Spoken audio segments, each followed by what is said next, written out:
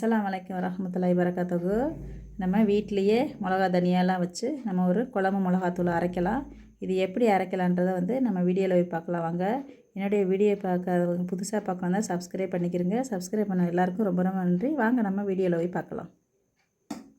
அடுப்பு பற்ற வச்சு நம்ம பருப்புகள்லாம் ஒன்று ஒன்றா வறுத்துக்குருவோம். 50 கிராம் துவர பருப்பு விட்டுருக்கேன். அதை கொஞ்சம் வறுத்துக்குருவோம். ரொம்ப வறுக்க தேவையில்லை, சும்மா கொஞ்சம் இலை வறுப்பாக வறுத்தா போதும்.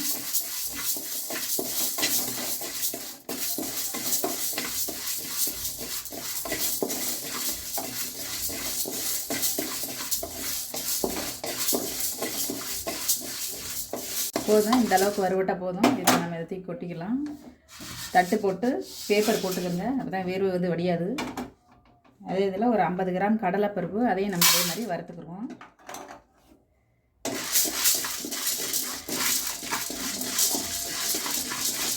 போதும், இந்த அளவுக்கு லேசாக வறுத்தா போதும். இதையும் நம்ம எடுத்து அதோட கொட்டிக்கிடுவோம். போதும் இந்த அளவுக்கு வறுத்தா. இது கூட நம்ம இப்போ ஒரு 50 கிராம் மிளகு வச்சுருக்கேன், அதையும் போட்டுக்குருவோம். சீரகம் 100 சீரகம் வச்சுருக்கேன். இதை 2 கிண்டு கிண்டிட்டு அதுக்கப்புறம் அதை சேர்த்துக்குறோம். நம்ம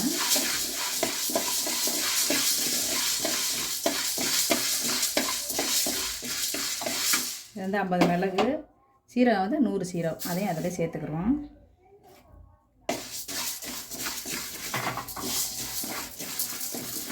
ரொம்ப வறுக்க வேணாம், செவக்கெல்லாம் வறுக்கக்கூடாது. சும்மா லேசாக வறுத்தா போதும். உங்களுக்கு பவுட்ரு குழம்பு மிளகாத்தூளுக்கு ரொம்ப வறுக்கணும்னு அவசியம் இல்லை. இந்த அளவுக்கு லேசாக வறுத்தா போதும். இப்போ நம்ம இதையும் எடுத்து நம்ம மாற்றிக்கிடலாம் அதிலே.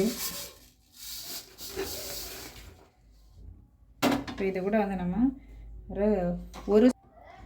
ஒரு ஸ்பூன் வெந்தயம் வச்சுருக்கேன், அதையும் போட்டுக்குருவோம். ஒரு 2 ஸ்பூன் கடுகு போட்டுக்குருவோம். அது கூடவே ரெண்டையும் ஒன்றாவே வறுத்துக்குருவோம். 2 ஸ்பூன் கடுகு போட்டுக்குருவோம். ரெண்டையும் ஒன்றா கொஞ்சம் நல்லா இது நல்லா செவக்க வறுத்துக்குருவோம். இது பொரியட்டும்.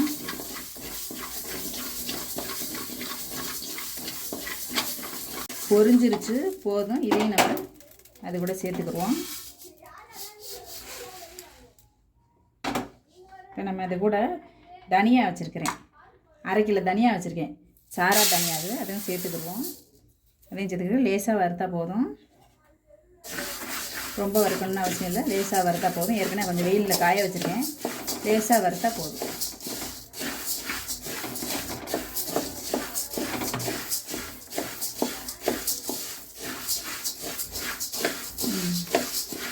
ரொம்ப வறுக்க வேணாம், சும்மா லேசாக படப்படன்னு வந்தால் போதும். தீய வேணாம், குழம்பு மிளகாத்தூள் கருப்பாயிரும். லேசாக வறுத்தா போதும்.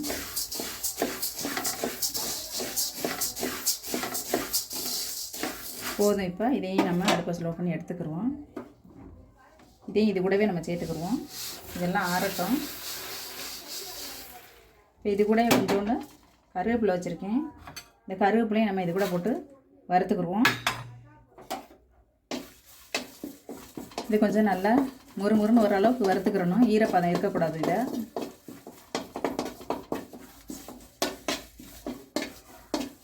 கருவேப்பிலை இப்போ மொறுன்னு வறுத்துருச்சு. எப்போ கருவேப்பிலை வறுக்கும்போது அடுப்பை ஃபுல்லாக ஸ்லோ பண்ணிவிட்டு அந்த சட்டியிலே போட்டு அப்படியே வருங்க. நல்லா மொறுன்னு வறுத்தாச்சு. அதையும் நம்ம எடுத்துருவோம். அதையும் எடுத்து இது கூட சேர்த்துருவோம். இப்போ இதை நான் மஞ்சள் வச்சுருக்கேன். மஞ்சள் 50 கிராம் மஞ்சளுக்கு மேலே இருக்கும், போட்டிருக்கேன். ஒரு 9 பீஸ் இருக்குது. அதையும் கொஞ்சம் லேசாக வறுத்துக்குறோம். மஞ்சள் கொஞ்சம் நல்லா சூடாயிருச்சு, போதும். அதையும் நம்ம அதை கூட சேர்த்துக்குருவோம். இது கூட நம்ம என்ன பண்ணுவோம், கொஞ்சமாக அரிசி, ஒரு 50 கிராம் அரிசி இருக்கும், ஒரு 1/4 கப்பு அரிசி, புழுங்க அரிசி, அதையும் நம்ம அதை கூட சேர்த்து பொரிய அரிசி மாதிரி நல்லா பொரிச்சுக்கிறோம். அதை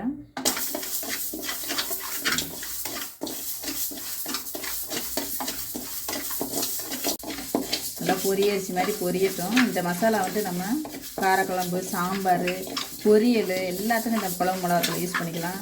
உருளைக்கிழங்கு வறுவல் மசாலா, பட்டாணி மசாலா எல்லாத்துக்கும் இந்த குழம்பு மிளகாத்தூள் யூஸ் பண்ணலாம். காரக்குழம்பு, சாம்பார் எல்லாத்துக்குமே ரொம்ப நல்லாயிருக்கும்.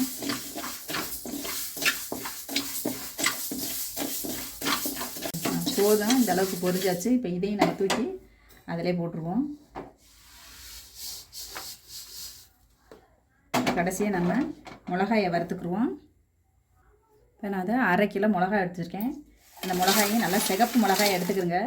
சிகப்பு மிளகாய் எடுத்தீங்கன்னா நல்லாயிருக்கும், குழம்பு கலராக நல்லாயிருக்கும் பார்க்குறக்கு. அன்றைக்கி நல்லா சிகப்பு மிளகா தான் எடுத்துருக்கேன்.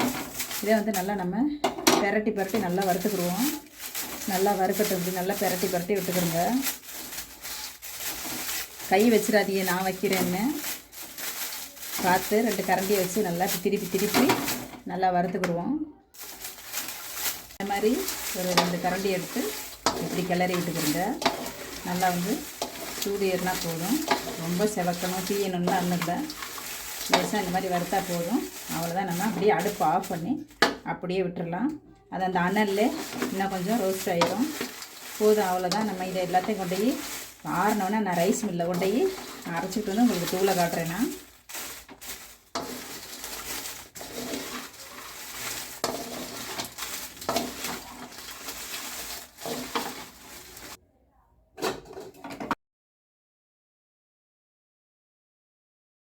இப்போ நம்ம ரைஸ் மில்லில் போய் நல்லா அரைச்சிட்டு வந்தாச்சு. இதை வந்து நீங்கள் பெரிய டப்பாவில் நல்லா ஆற வச்சுட்டு பெரிய டப்பாவில் போட்டு வச்சுக்கிறங்க. போட்டு வச்சுக்கிட்டு நீங்கள் சமைக்கும் போது கொஞ்சம் கொஞ்சமாக எடுத்து ஒரு சின்ன பாக்ஸில் போட்டு வச்சுக்கிட்டிங்கன்னா 6 மாதம் ஆனாலும் வண்டு பிடிக்காமல் நம்ம பத்திரமா வச்சுக்கலாம். ஏன்னா எல்லாத்தையும் வறுத்துத்தே நம்ம அரைச்சிருக்கோம். இதுதான் நம்ம குழம்பு மிளகாத்தூள். இதை வந்து பொரியல், குழம்பு எல்லாத்துக்கும் நல்லாயிருக்கும்.